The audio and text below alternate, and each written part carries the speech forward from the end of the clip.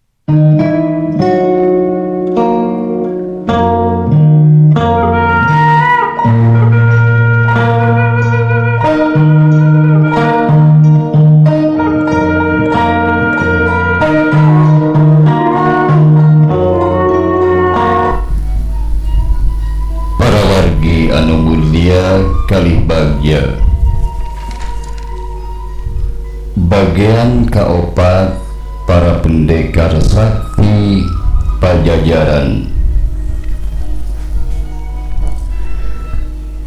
Dina mangsa isukna nyaeta nalika halimun masih ngeplak bodaskeun pencut-pencut di sabudeureun padepokan jeung dina mangsa daunan sarta kekembangan masih ngagaros dihempikan ku keclakna Ciibun. Raden Anom geus sayaga kalawan nganggerak sukan perjalanan. Dina waktos eta teh di pendapa karaton teu loba nu hadir. Kangjeng Ibu nuju ngalareskeun kancing sareng kekepruk kana raksukan Raden Anom, Teteh Ringgit Sari jeung Raka Marios bebekelan malupa tuangeun sareng anggoan, sedengkeun jeung Rama marentahkeun ka sababaraha gulang-gulang jeung panakawan supados mariksa papakean kuda.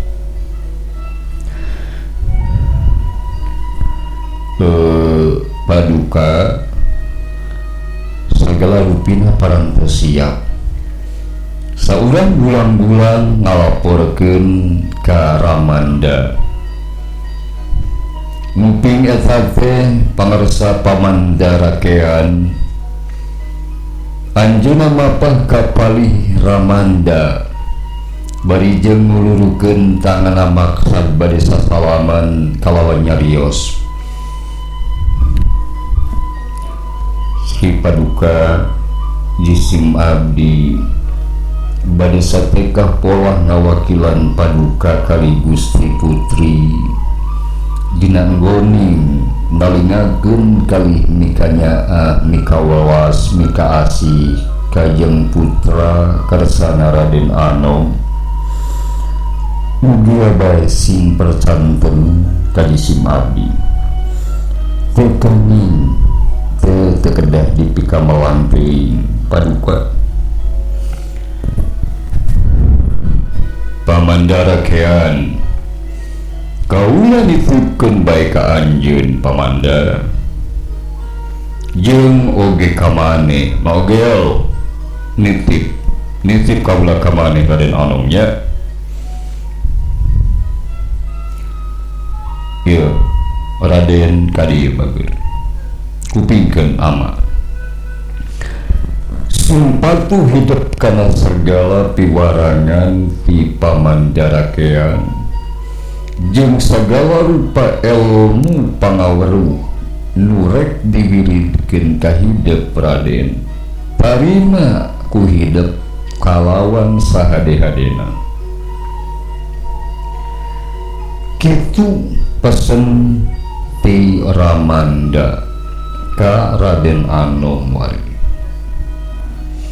pepejaan aki si iasa ngajadi diri hidup teh sok sagala rupi piwejang piwarangan ti Pamandara kean oge timang ogel ulah rek dibomorekeun ku hidup bageurnya kitu oge pesen disusulkeun ku Kangjeng Ibu bari anjeunna ngaloloskeun rambutna Raden Anom nu ngarumbai dina pundakna. Paduka pangarsa jeung putri kinantan tos kongkorongo ka kuping ku sadayana sakedap deui manuk-manuk bakal silih udangkeun pajar balebat bakal ngamaskeun langit di palihoetan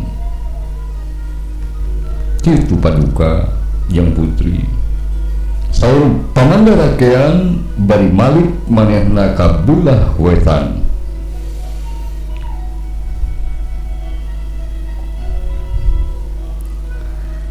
Langkung sae enggal bayi abdi sadaya miyos Paduka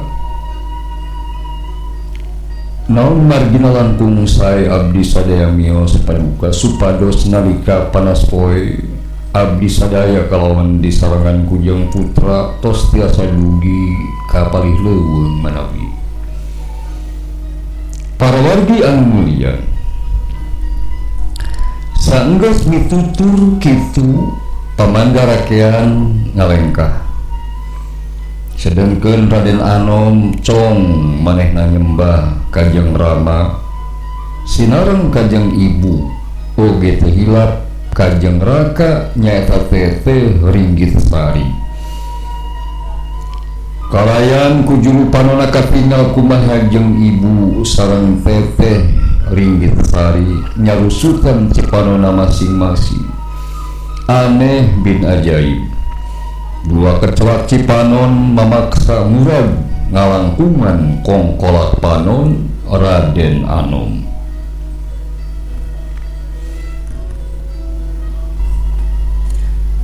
Raden Anom kupingkeun deui ama hidup sing siap nya hidup sing siap anaki ingatkeun kalawan sangetkeun naon-naon rupaha nu dipesenkeun ku Pamandara kean nya tangetkeun kitu oge Raden sok saya agak sing siap naon nu bade dicanda kali heula pepejahan aking sing bisa bergaul di itu keayaan di itu rupa-rupa sok sanajan rata-rata ningrat ya ingat kenal disalurkan ku ibu ku teteh utamina dipesankan ku amalkan hidupnya ya bagus wayana bagus kitu saur jeung ibu balik candi sarindak dak wargi sedangkan jeung Ramana saperantos sumaur anjeunna nepukan kana tak-tak Raden Anom eta panganan wargi ku Raden Anom dicium saterasna kalawan tinggal deui ka jalmi-jalmi nu dipikanyaahna dipikaulasna deredeg Raden Anom lumpat nuru pamandarakean jeung Mang Ogel nu geus naluan di pakarangan karaton bari geus nyarekel kadari kudana sewang-sewangan. Raden Anom luncat kana tonggong kuda salajengna ngagupaikeun panahna samemeh macu kudana muru kana gapura kalayan dituculkeun ku pamandarakean jeung Mang Ogel ngan sakopeak marana geus araya di luareun karaton saterusna macu kudana masing-masing di jalan-jalan nu ngaliwatan tegalan-tegalan wargi teu sawatara lila Raden Anom ngeun kadalina dituturkeun ku batur-baturna Raden Anom ngaliuk ka karaton hiji benteng nu munarana mimiti kasiput emas barebat perasaan kagagas kahudang dina manahna tapi gerak bari teken kumanehna kalawan ngagero tarik pisan manehna ngahucuhkeun kudana pikeun neruskeun walampahanana ya belesat kuda ngabelesat dina kecepatan nu sedeng wargi sapanjang subuh maranehna ngalumpatkeun kudana teu loba kalawan kacepetan sedeng kakara sanggeus panon poe hanut moyan karasa ku maranehna nganyed kadali kuda terus mereng nginum kuda-kudana di hiji walungan leutik atawa solokan nu ngalir di sabudeureun rungkun.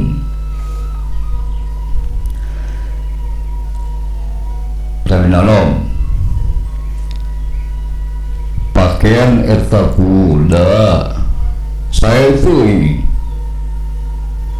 biasa ngundang para rampok cek Mang Ogel bari merhatikeun pakaian kuda Raden Anom nu memang dipasieup ku perak emas jeung bulu-bulu merak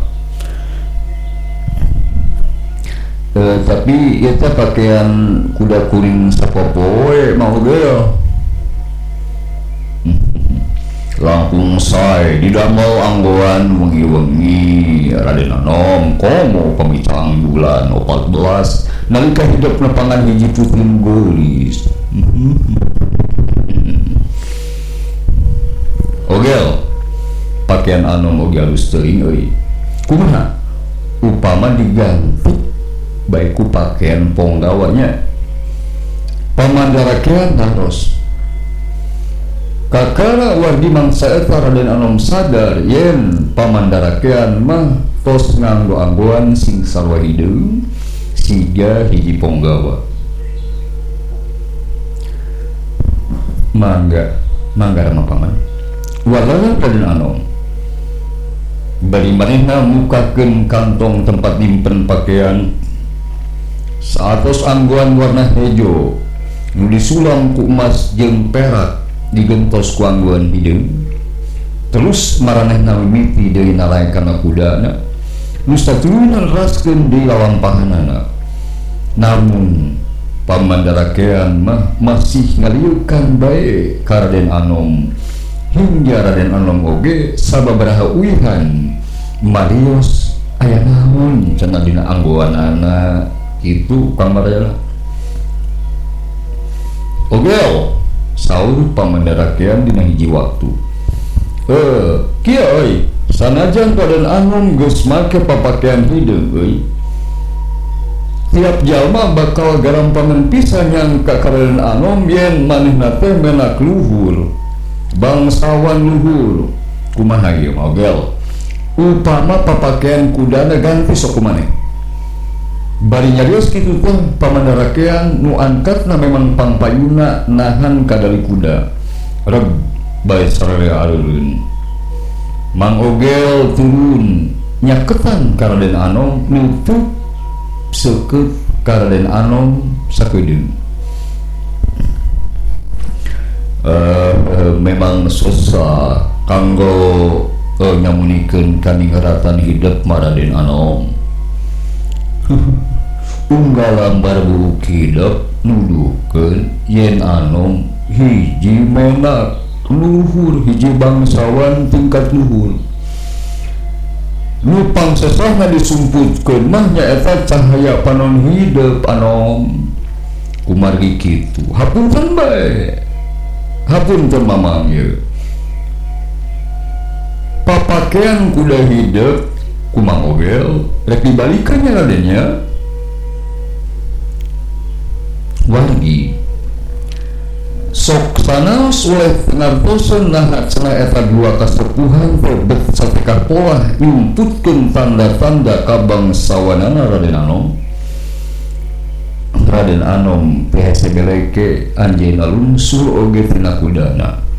Atuh Mang Ogel kalawan harareseun manehna mapantos pakaian kuda nu kudu dibalikeun. Sanggeus rengse mah manehna mundur sababaraha lengkah. Terus nempelkeun eta kuda teh kajauhan di pasieuk meureun wargi. Wah. Tapi Raden kudana dikatingal saeupeui. Tiap jalma jika nama nyahuan yang kuda tegep siga kieu mangan dipiboga ku hiji menak atanapi ku nu beunghar pisan Raden. Disagedengan eta kantong-kantong ku hidup di sana oge kacuda agungna Raden Anom. Cek Mang Ogel wargi. Lantaran ngerasa penasaran nu geus teu bisa ditahan deui kana sagala pihal eta nu ditaroskeun atapi nu kudu dipidamel kalawan parentah ti dua kasepuhan nya antukna mah Raden Anom tumaros. Punten Mang Ogel naon sababna panglekabangsawan kuring kudu wae disumputkeun Mang Ogel teu ngajawab ngan ukur mencong bae ka pamandarakean. Atuh pamandarakean sanggeus ngarasa mang ragu-ragu manehna ngajelaskeun. Ye Raden Anom, kabangsawanan hidup terjadi pasualan anu luar biasa. Henteu nu jadi pasualan mah nyaeta ieu Raden sangkaan batur yang urang mamawa harta banda nu loba. Cobi we tinggal hidup nu tegep, papakean nu marewa, dadegan hidup hade rupa kasep ngalempereng koneng memang menak jeung putra mahkota kerajaan nu teu bisa disamunikeun ka bangsawanana. Nu mah batur moal teu pada nyangka nom yen rombongan urang teh lain rombongan jalma-jalma nu teu penting nu teu loba mamawa duit.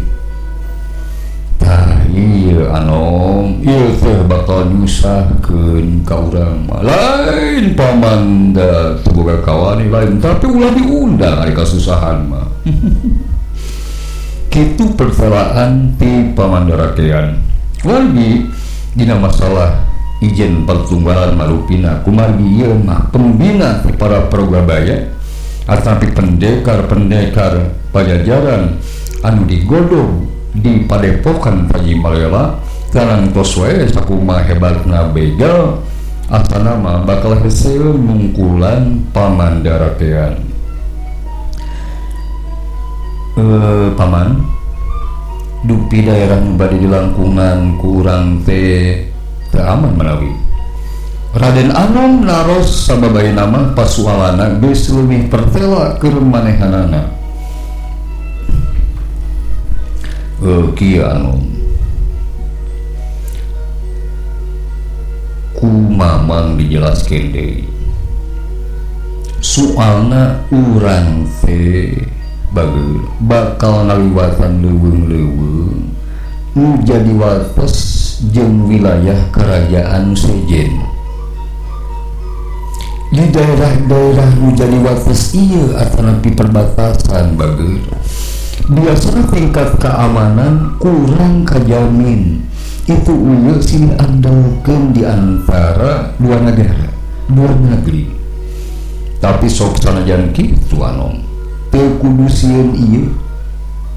Tapi eta lain hartina oge urang kudu neangan kasulitan bageul.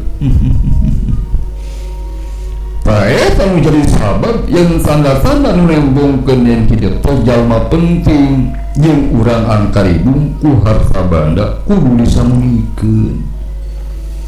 Kitu wargi penjelasan nu pertela ngembang boleh ti pamandarakeun sesepuh nu bade nyandak Raden Anom supados tiasa dididik jadi hiji puragabaya nu bakal damel di kerajaan. Para wargi anu mulia rupina sakitu heula bagian kaopat carios para pendekar sakti Pajajaran kalayan naskah diropea ku Bapak Insinyur Deni Soeharto nyata bagian ti urang percaya ilmu salah sawios ahli menpo di Jawa Barat malih di Indonesia dan genep BKC Bandung. Hatur nuhun kana perhatosan hapunten kana samudaya kalopakana permios. Wassalamualaikum warahmatullahi wabarakatuh.